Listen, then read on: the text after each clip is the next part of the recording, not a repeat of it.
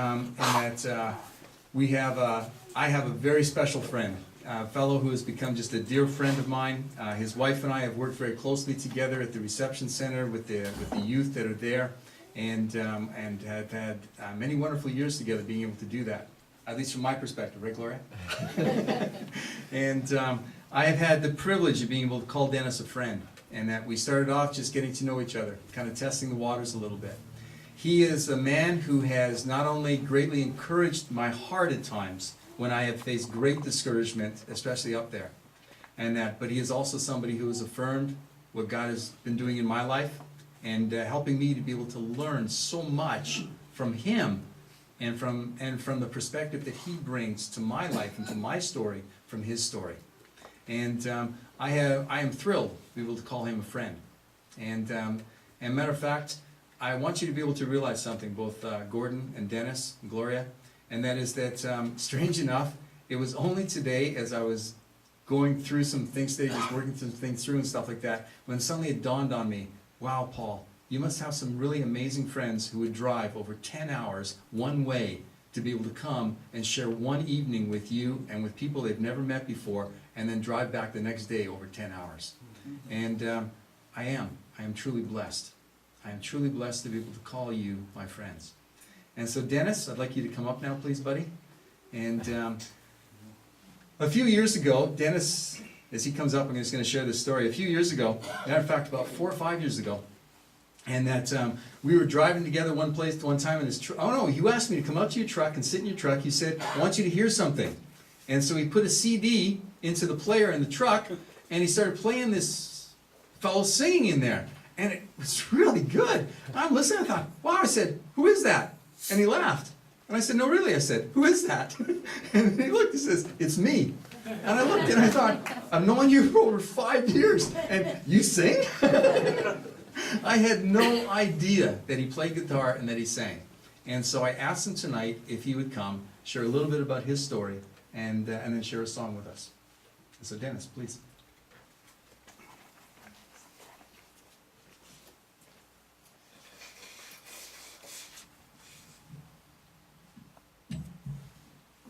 Hi.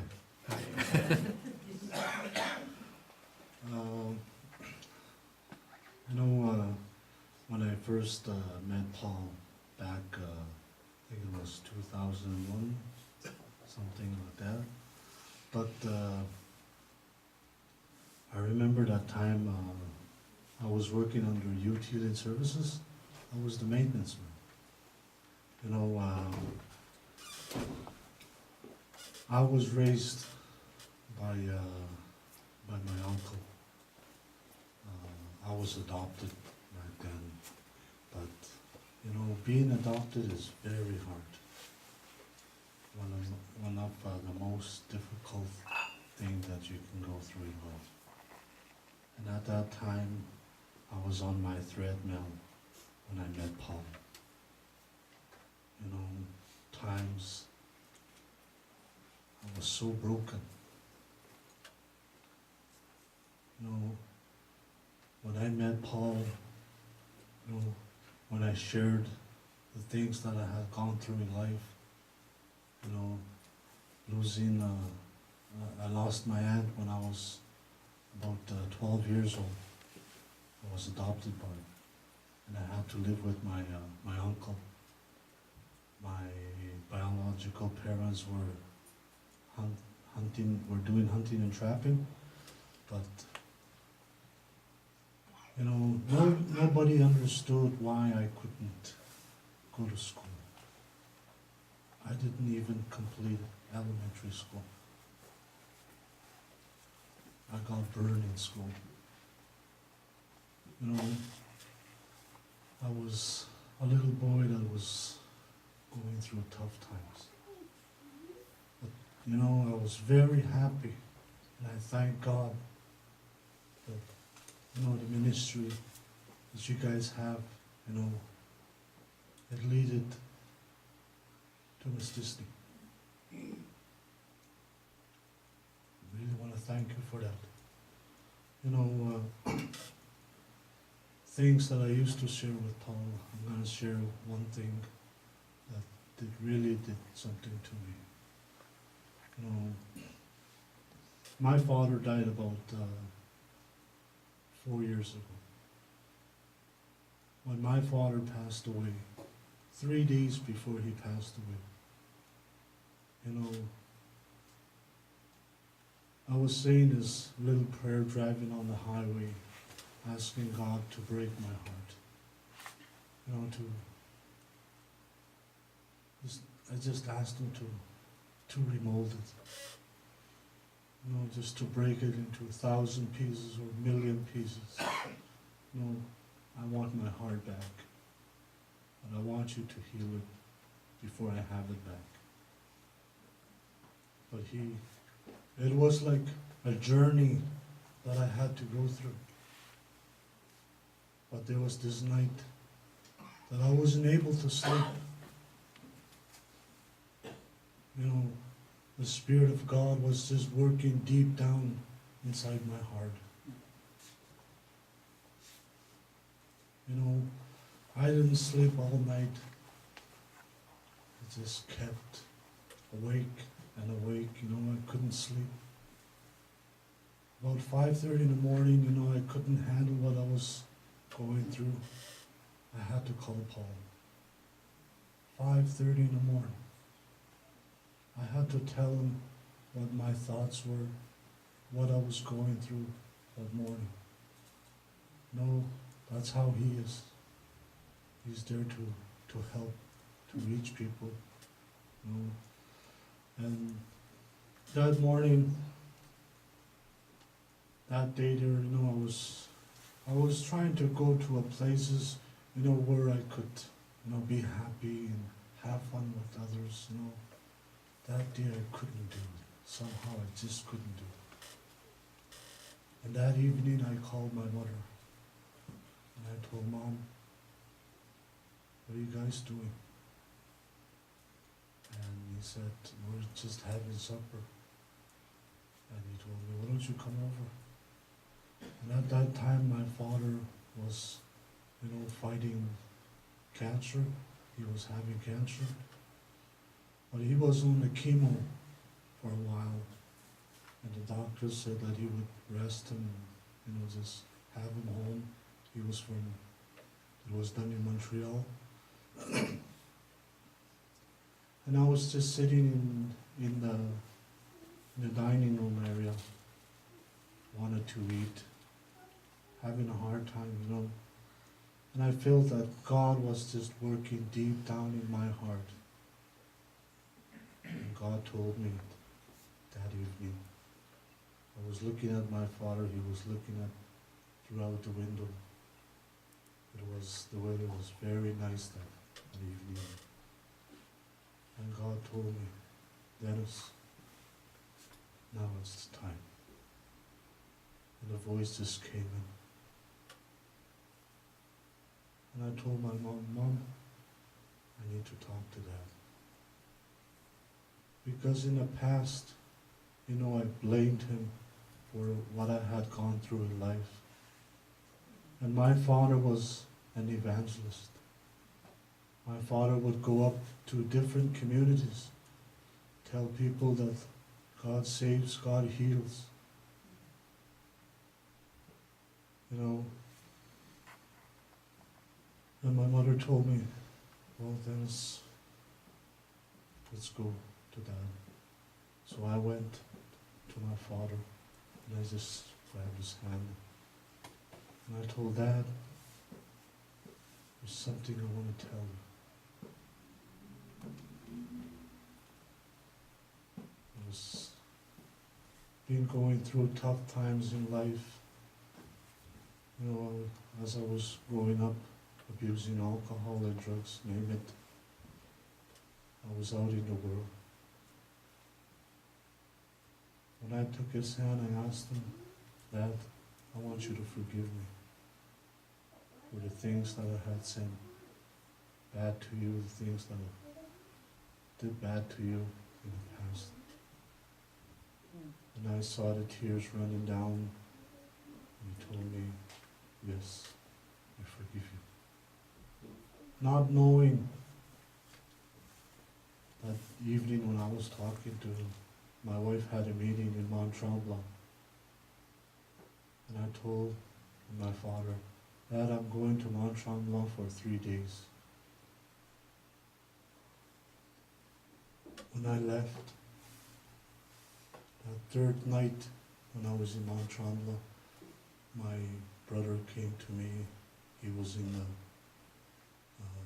same motel where we are, and told me about my father was not doing well.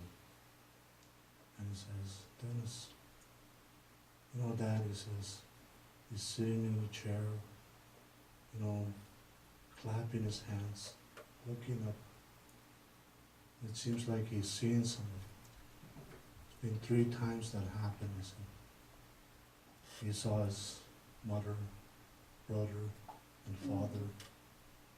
Then they wanted to find out more what happened, and they took him to Sheboygan. They found out he was very sick, and they told us, you know, to come home. Following day, we drove back home, and when I got back to Sheboygan Hospital, you know, it was very hard, you know, but it was one thing that was very good though, you know, when I walked in, I just, you know, draw close to his face, and he opened his eyes, and I told him, Dad, I love you. And he said, me too. And they said that they were going to give him an antibiotics, the strongest one that exists. And they said if it doesn't work, it's going to go like that. And the following day they said it wasn't working. So he died. But that's what kept me.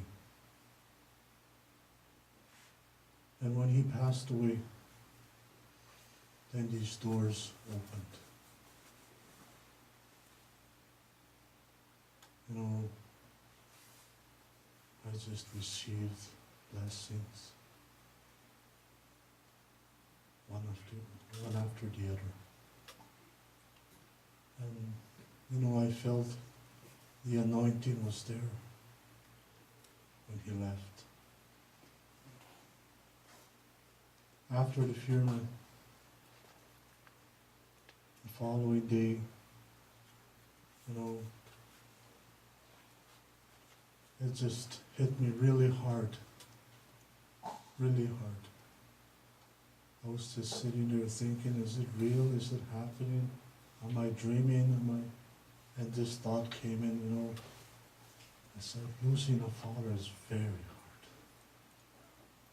I began to talk to God, and I just said, you know, you said in your word, where you feel that I'm far away, this is the time I am really close with you. And I said to him, now I have an opportunity to ask you something. I told him, I want you to show me something this evening, in any way you can, to make me understand that you are really close with me. About half an hour after, I was just sitting in the living room, you know. Somebody knocked on my sliding door. A young guy was crying, and I was looking at him, and I told him, what's happening? And he said, you know, I have this feeling here. I've been crying all day at work. He works at a construction site. I've been crying, and this song keeps coming in my heart, and I sang, and he said, I just felt to come in here, wanted to ask you if you can lead me to a sinner's prayer.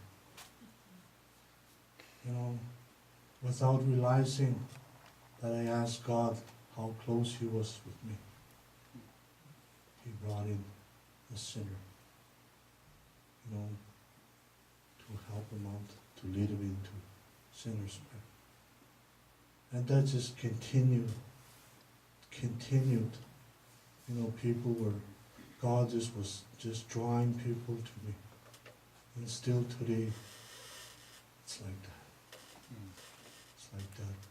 Even before I left, I received 3 calls, 3 days in a row. People want to accept Jesus Christ in their lives. And I had this compassion. When I was a little boy, I was raised in a Pentecostal church where people yell and scream and cry. You know, my aunt was like that. But, you know, to share this thing with you, it means really something to me. It does. You know, I really want to thank you guys for this opportunity that I have, you know, to speak, to tell you about God, what God's doing in my life. And if, you know, if I had a chance to tell you all what God has been doing since, you know, I have so much I could tell you. Lots. But when Paul called me and asked me, you know, if I could come and if I could share a song, you know, usually when you know me, like I met, I don't know what's his name, but he almost went crazy. You know, I was talking to him, I was playing with him. That's the kind of guy I am. You know, when I meet people, I'm really something. You know. But when it comes to you know, getting serious, especially with God, it's different. When Paul called me and asked me if I could share a song, and I told Paul, you know what? I only have 2 songs. And it says, 2 songs. I told him, one is for funeral, and one I could, you know. But you know, back home, when people, you know, started, I guess, heard that I was singing, you know, I always got invited to sing in the funeral. I didn't know why, you know, but I went ahead. I did. Then about I don't know, maybe less than a week, there was an elder that passed away, and I had this something in my heart. You know, God was telling me that I would be part of that funeral. And I had plans that weekend to go out. And I was in a grocery store. I received this message. The lady asked me, you know, to share a song. And I used to really think about it. You know, if God sees your heart, you know what kind of heart you have, you know, if you open up your heart to help others that are hurting. This is the understanding I had, you know. This is where people that, you know, they really need help when they lose somebody. And now I knew how I became a part of, you know, being a singer in funerals. And I'm going to share a song.